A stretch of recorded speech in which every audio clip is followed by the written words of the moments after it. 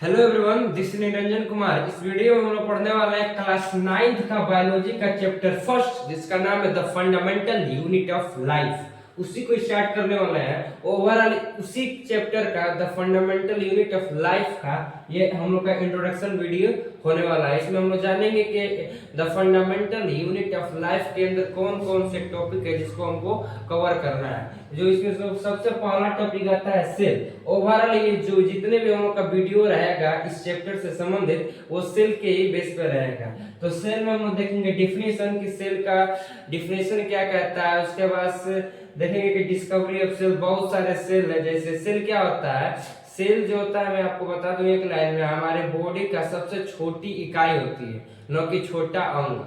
ये अपने के कि सबसे छोटा अंग सेल होता है, छोटी इकाई होती है। जब मैं पढ़ाऊंगा तो आपको एकदम एक्सप्लेनेशन करके इसको समझा दूंगा। डिस्कवरी ऑफ सेल मतलब कोई सर, जैसे यहाँ पे मैंने यहाँ पे मारा तो एक सेल तो थोड़ी ना, कई गो सेल है। यहाँ पे मारा तब तक यहाँ पे 50 गो के लाशें गिर चुकी होंगी। राम राम सत्य हो चुका होगा यहाँ पे। तो यहाँ पे एक नहीं मैं कहूँ कि हम लोग के शरीर में मिलियन बिलियन सेल है। तो उसमें जितने भी सेल है, हर सेल का एक अलग अलग काम है और उन्हीं सेलों के बारे में हम लोग पढ़ेंगे और उनके डिस्कवरीज के बारे में जानेंगे।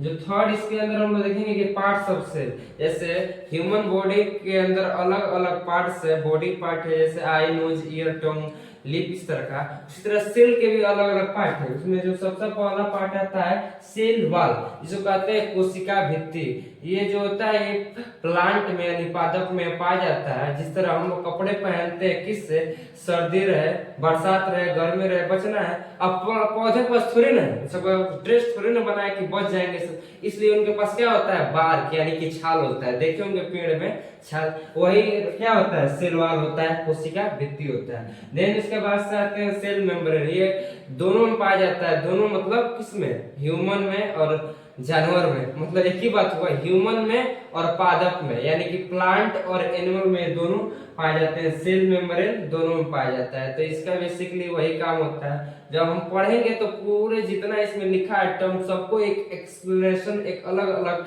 वीडियो में हम लोग पढ़ेंगे। उसके बाद से आता है साइटोप्लाज्म के बारे में। देन उसके बाद आता है सेल ऑर्गेनेल्स। सेल के भी ऑर्गेनेल्स होते हैं। देखिए इसमें जो सबसे पहला आता है इंडोप्लाज्मिक रेटिकुलम, जिसको मैंने शॉर्टकट से पढ़ा है। दूसरा आता है गाल्जी अपरेटस, जो कि परिवहन का काम करता है। तीसरा है प्लास्टाइड, जो कि पौधों में पाया जाता है, जिससे उन सबकी पत्तियां क्या होती है, हरी होती है, सब जानेंगे। उसके बाद से आता है माइटोकॉन्ड्रिया, जो कि जैसे हम लोग के बॉडी में पाया जाता है। इसका क्या काम होता है, पावर हाउस ऑफ सेल कहते हैं, जो कि क्या करता है, एनर्जी को ब्रेक डाउन करता है।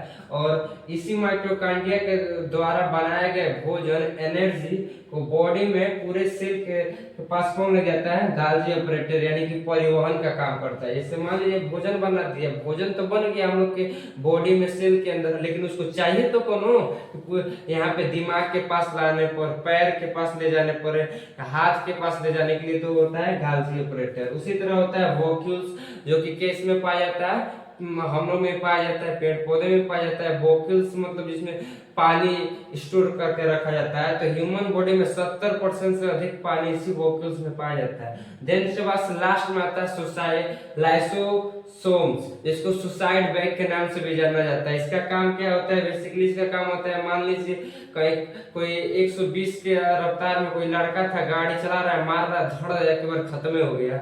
तो खत्म हो गया तो उसका सेल खत्म हो गया।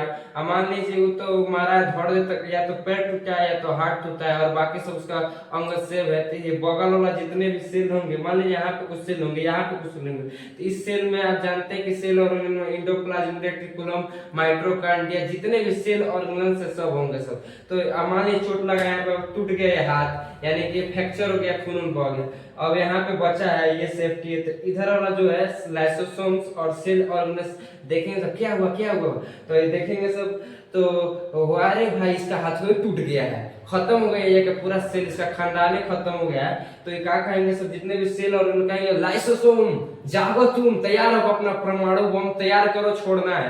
तो ये क्या करेगा, इसके पास होता है एक इंजाइम HCl, जो क्या करेगा यहाँ पे छोड़ देगा, छोड़ के क्या करेगा, मारेगा जितना भी यहाँ पे जो मरे हुए हैं सब सेल ऑर्गेनेल वो सब खत्म हो जाएंगे, सब बैक्टीरिया नहीं फैलेगा। तो ये बहुत जरूरी है हम लोग के चैप्टर में। देखिए उसके बाद से आता है लास्ट टॉपिक इसी चैप्टर के अंदर है सेल डिवीजन। सेल डिवीजन में हम लोग पढ़ना है माइटोसिस और मियोसिस के बारे में, कैसे एक सेल टूट के दूसरे सेल में चेंज होता है। जैसे बहुत सारे आप ऑर्गेनिज्म को देखे होंगे जो एक ही सेल से बने हैं, जैसे माइट्रोकांडिया, फंगी होंगे, जितने भी ये माइक्रो ऑर्गेनिजम्स हैं सब, ये सब एक सेल से बनते हैं। बट वही देखा जाए कि ह्यूमन, एनिमल्स, जो कि बड़े बड़े जानवर होते हैं, सब एनिमल्स होते हैं, सब उन सब कई सेल से मिलकर बने हुए। तो आप ये अंदाज मान लीजिए कोई जानवर है, फिर उसी के जैसे दूसरा जानवर आ गया, तो इसका मतलब एक जानवर से दूसरा जानवर बना है, तो इसका मतलब क्या हो रहा है, सेल डिवीजन हो रहा है। तो ओवरऑल हम इसी सेल डिवीजन के अंदर पढ़ेंगे माइटोसिस क्या होता है, मेयोसिस क्या होता है।